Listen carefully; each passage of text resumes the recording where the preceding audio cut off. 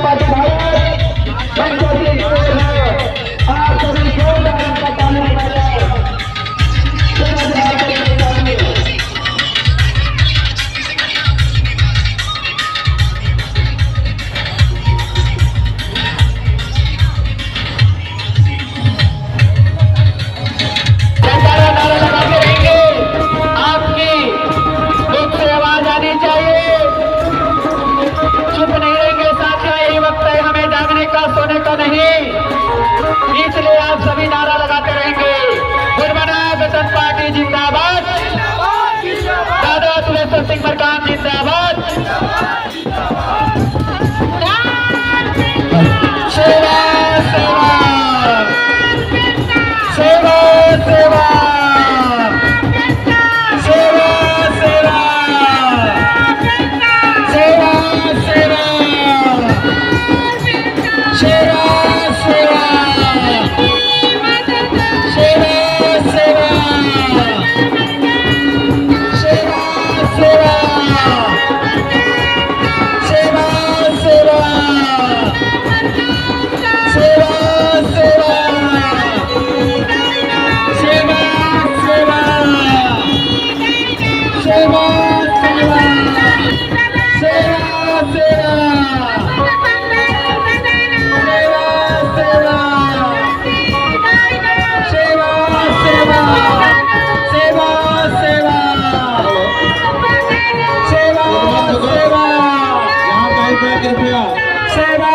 सेवा साउंड बंद करके किधर आएंगे।